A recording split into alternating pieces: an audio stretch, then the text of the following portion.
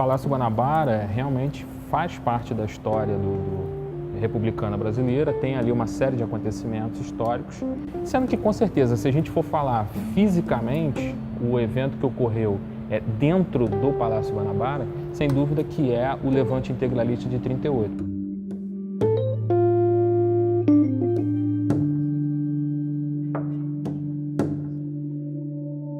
A história da construção, ela vem de meados do século XIX. Ali era o local de uma família rica da região e que passou pelo novo proprietário, e esse proprietário foi o vendedor original para a princesa Isabel e o marido dela.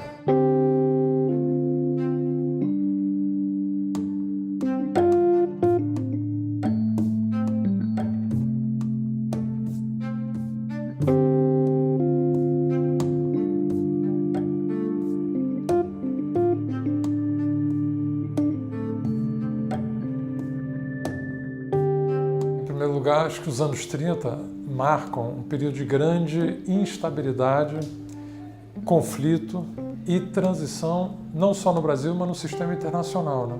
Porque ele é o período que cobre a Grande Depressão de 30, a maior crise econômica que o mundo capitalista já viveu, e as tensões que se acumularam ao longo dos anos 30 foram desembocar na Segunda Guerra Mundial, a maior conflagração que a humanidade já viveu.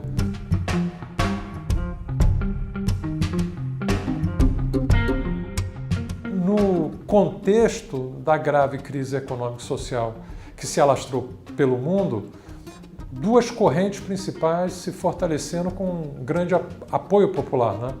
Por um lado, respaldado pelo triunfo da Revolução Soviética, o movimento comunista. Partidos comunistas se fortaleceram no mundo todo, passaram a ser um ator muito importante político na maior parte dos países, e, em contraponto a essa ascensão dos partidos comunistas, os movimentos nacionalistas autoritários, né? A ascensão do fascismo na Itália e a ascensão do nazismo na Alemanha. Irgendwelche Anhänger irgendwelcher Weltanschauungen, sondern dass wir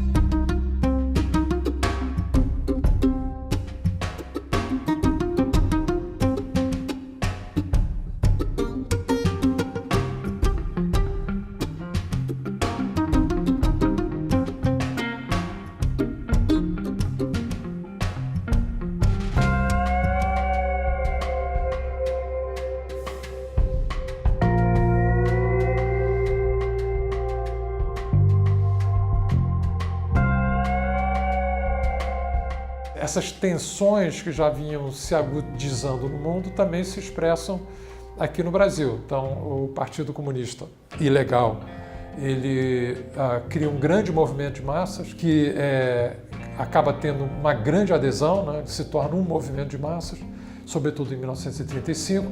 E, assim, de um lado mais conservador, poderia-se dizer assim, ou fortemente influenciado por essas novas experiências da Europa, como foi a experiência da ascensão do fascismo e do nazismo, nós temos em 1932 a fundação da Ação Integralista Brasileira.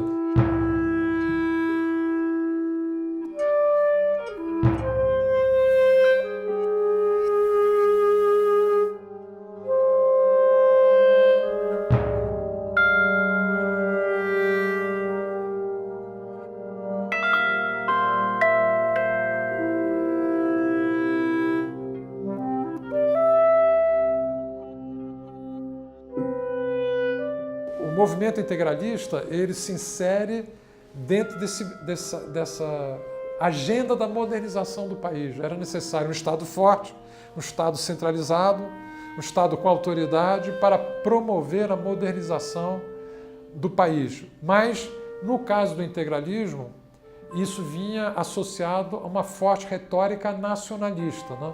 De defesa do Brasil. Ele tinha como doutrina uma doutrina cristã muito forte, influenciada pelo pensamento cristão, e, portanto, valores cristãos deveriam comandar essa regeneração do Brasil, mas ele não, embora inspirado nos movimentos, tanto do fascismo quanto do nazismo, ele não adotava o racismo como ideologia oficial do movimento. Pelo contrário, ele dizia que a raça a ser celebrada no Brasil era a fusão das raças, né? Essa imagem de que o Brasil era a fusão das três raças. Quer dizer, ele se associou fortemente a uma agenda nacional, uma defesa da nacionalidade, uma defesa da brasilidade, a ponto que o seu principal, Anauê, ele pegou um termo em tupi, quer dizer, valorizando as raízes indígenas do Brasil para ser, digamos assim, o slogan, o mote do seu movimento. Cumpro o dever de servir a Deus, amando a pátria que me deu e meus irmãos brasileiros, aos quais devo todos os sacrifícios, como tenho feito. O Plínio Salgado, ele vem de uma família de classe média do interior paulista e, a princípio, o Plínio Salgado se destaca pelas suas matérias jornalísticas, né, pelos seus artigos. Ele participa do movimento modernista, no qual ficou consagrada a Semana de Arte Moderna de 22, mas ele, logicamente, dentro do movimento modernista, tem ali várias correntes. Ele vai estar mais próximo das correntes à direita, correntes mais nacionalistas, no qual o mais famoso é o grupo do verde-amarelo, verde-amarelismo. É a partir daí, e principalmente da visão que ele vai ter do fascismo italiano, que ele vai fundar a Sociedade de Estudos Políticos, que é a SEP, né? Isso no comecinho da década de 30, e em 32 ele vai fundar a Ação Integralista Brasileira. Então o que ocorre é que ele vai passar por esse movimento de tentativa de engajar-se politicamente, para fazer mais do que simplesmente escrever.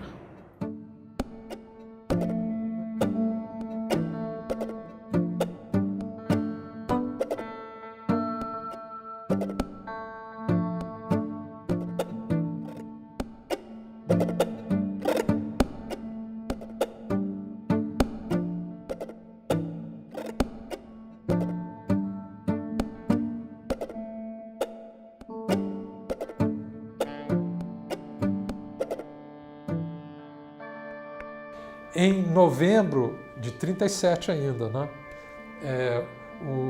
o Getúlio decreta o Estado Novo, né, e com o objetivo de centralizar ainda mais o poder, acabando com a democracia multipartidária do Congresso, para entender que isso era um estorvo ao esforço que ele queria empreender de industrialização, de modernização do país. Isso é novembro de 37.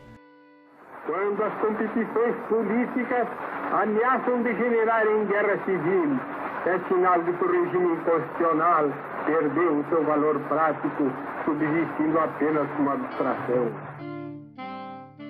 No entanto, na sequência da decretação do Estado Novo, o Getúlio proíbe todas as organizações partidárias, inclusive a Ação Integralista Brasileira, e cancela as eleições presidenciais e não nomeia o Plínio Salgado ministro da Educação.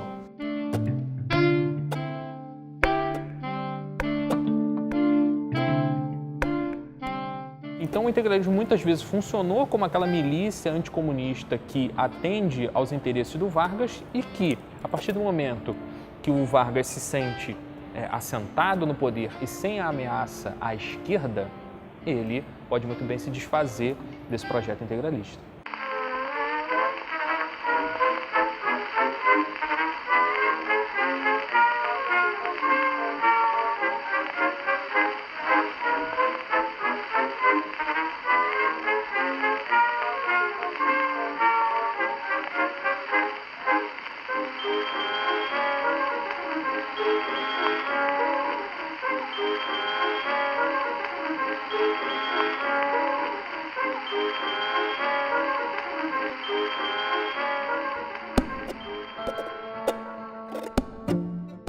A ideia de tomar a Rádio Mairinque Veiga é de que, através dali, você possa irradiar informações para a cidade e, se possível, mesmo antes de tomar o poder, já dizer que o Vargas tinha sido derrotado e que a vitória integralista já era um fato. É uma questão informacional.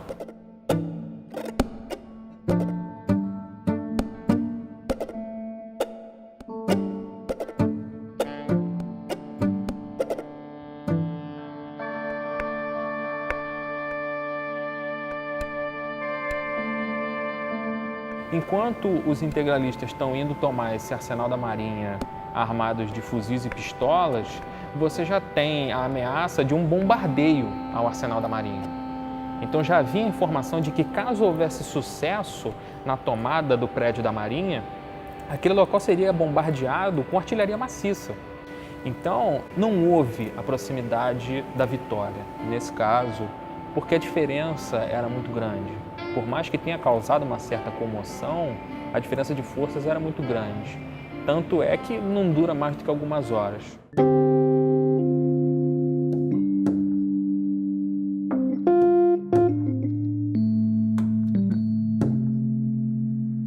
Houve um segundo levante em maio de 1938, que se desenrolou em diferentes regiões aqui da cidade, mas o palco principal foi um ataque ao Palácio Guanabara, que era a então residência oficial do presidente da República, do Getúlio e da sua família, e estava nos planos desse levante assassinar o próprio Getúlio no palácio. E com isso, quer dizer, depois de Getúlio, possivelmente, consolidado no poder, haveria a tentativa de instituição do chamado Estado Integral, que era a proposta dos integralistas sob a liderança do próprio Plínio Salgado. Como era uma área que não era tão protegida, rapidamente esses integralistas eles estão próximos do Vargas e da guarda pessoal dele. Então o que acontece? No meio dessa história, você tem o presidente do Brasil, a filha dele, Alzira Vargas, empunhando pistolas e trocando tiro com os integralistas. Naquele momento, todos estão ali e a defesa do palácio vai ser feita pelo próprio Vargas e pela filha dele. Um dos tiros que os integralistas dão, ele acerta o escritório do Vargas e pega na cadeira dele. Então, quer dizer, foi um momento tenso, mas que acabou servindo para melhorar a imagem do próprio Vargas.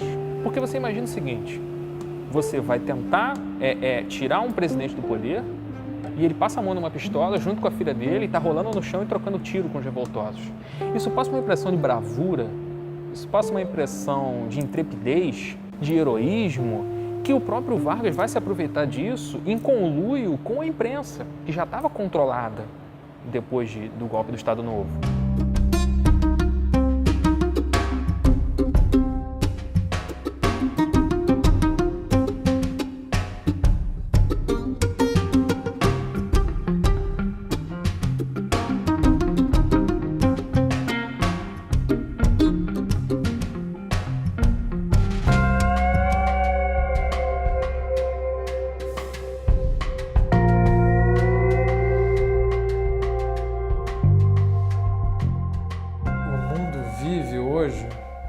Uma situação que guarda alguns paralelos com a situação do entre guerras, né? E dos anos 30. Nós estamos vivendo, diante de um contexto de crise econômico-financeira prolongada desde 2008, que o mundo ainda não se recuperou, uma intensificação também de medidas protecionistas, né? No nacionalismo defensivo, né? Perante a crise, guerra comercial, elevação de tarifas. E nesse contexto, nós vemos surgir, não só no Brasil, mas em todo o mundo, uma nova forma, quer dizer, um renascimento de forças de direita muito autoritárias, né, digamos assim, com pouco compromisso com a democracia. Então, só espero que encontremos uma solução democrática sem chegar nesses extremos.